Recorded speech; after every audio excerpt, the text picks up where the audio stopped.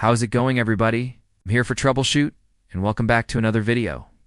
Mafia Power Has a Price was released over 2 years ago now, and I remember when it was released, because it was the first time ever that an entry in the Mafia franchise wasn't met with mostly negative reviews, or just generally mixed reviews. This was the first one that came out that was actually pretty well received. And while it did get some criticism, it was for things like the ending, which apparently is quite controversial. But other than that, this game was generally pretty well received by both critics and fans of the series. Me personally, I thought it was a great entry in the franchise. It brought back the linear storytelling that the series is known for. It brought back the excellent level of polish and atmosphere. They got rid of the terrible multiplayer from Mafia 3, and they went back to doing what made the Mafia games good in the first place. I do have to say though, while I did enjoy this game, there were still some issues that I had with it.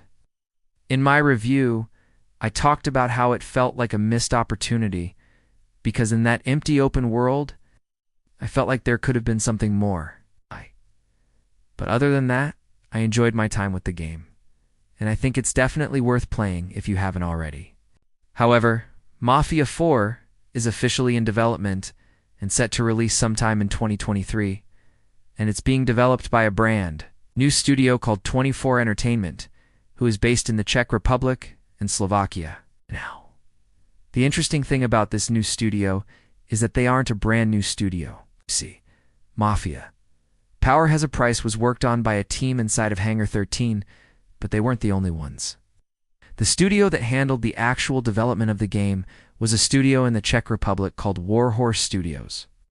They are the ones that actually developed Kingdom Come Deliverance, a medieval RPG that was also really well received. So 24 Entertainment is basically just the rebranded version of that studio. The original announcement trailer was released back in January, and it didn't show us anything gameplay-wise. It's just some imagery of the Italian countryside, a burned-down church, a horse running through the streets of what appears to be Naples, and a pair of feet walking away from a car. All of these things don't tell us much about the game, but it does seem to indicate that this will once again be set in Italy. Of course, the previous 3 games were all set in different parts of the US, so it would make sense for them to change it up and go somewhere else for the next one. Shortly after the announcement, we got some details on the game's setting and time period. According to the official website, the game will be set in 1950s Italy at the end of the era of organized crime, which I find pretty interesting because I think this sets up an interesting dynamic, where you're playing as mobsters during a time where their power is waning. I think this could lead to some interesting story beats and character moments if done right. We also got some more info on the characters, including the main character, who appears to be named Luca, and he'll be played by the legendary actor Tony Dandra. We also know that the voice cast includes actors like Tom Hopper, who will play the role of Mario, and Kevin Spacey, who will play the role of Don Salvatore. That's right. Okay, Kevin Spacey is returning to video games after being basically canceled following allegations of sexual misconduct. This move has drawn some criticism, but I'll save that for later because there is a lot more to talk about regarding the game.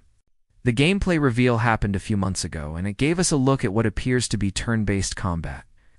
Yes, you heard me right, turn-based combat. What I find interesting about this is that this isn't like a tactics game or something like XCOM or Final Fantasy Tactics. These games typically have turn-based combat because the game makes you pause the action and issue commands. This looks to be turn-based in the same way that games like Hitman 3 are turn-based, where the action doesn't technically pause, but you have to wait until certain things happen before you can do something yourself. If this is the case, then I think it might work well for a game like Mafia because those games aren't really known for their intense gunfights.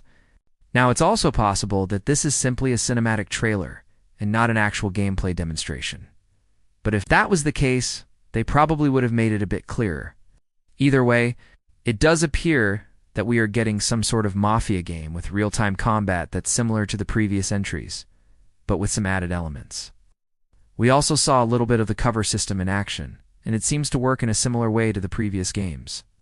You can press the cover button to take cover behind any object, and your character will automatically take cover and start firing at the enemy. Whether or not they will implement the advanced cover system that Mafia 3 had remains to be seen. Personally, I found that cover system to be very clunky and frustrating, but I could always just be bad at the game. Then, of course, we got the announcement of the Season Pass, which revealed that the game will have DLC. One of the chapters will apparently be set in the French Quarter of New Orleans, And while the game is set in the 1950s, the DLC will be set in the 1960s.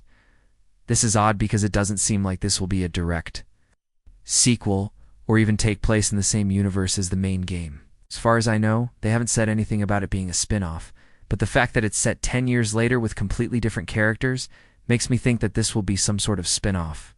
Hopefully this won't be like the awful DLC that Mafia 3 had that took place in the 1980s. That was just a horrible addition to the game, and thankfully it didn't affect the main story at all. Now, as for the rest of the plot details, we don't really know anything except for the synopsis on the Steam page, which says that players will take on the role of a young gangster named Luca and follow his rise to power. Now, the announcement trailer also showed us that Luca will have to make tough decisions that will have consequences no matter what he chooses. So it does seem like our choices will matter in this game. And considering that this is a Mafia game, I'd assume that we will once again be making moral decisions that will determine the fates of certain characters. Now, I mentioned earlier that the inclusion of Kevin Spacey was a controversial decision. While I'm disappointed in the man for what he's allegedly done, I don't think it's fair for me to judge him or say whether or not he should be allowed to work or not. He has been accused of, but never convicted for any of these crimes. I will say that I am a bit worried about this move, because I don't think the backlash against this game will be very severe, but it could definitely hurt sales. I mean, just look at the Call of Duty Modern Warfare 2 reveal. People were furious that they used the same footage twice in the reveal trailer. And while that situation was absolutely hilarious, it shows you that people are quick to jump on stuff like this. So it's entirely possible that this backlash will hurt the game's sales. But I guess we'll just have to wait and see. Overall, I'm pretty excited for the game, especially since the last two games weren't very good. But with this one being developed by the studio that made Kingdom Come Deliverance, I think it's going to be pretty good. Of course, it will have to do a lot of things differently to stand out compared to the other games in the franchise. But with the new setting, characters, and time period, I think it has the potential to be the best game in the series.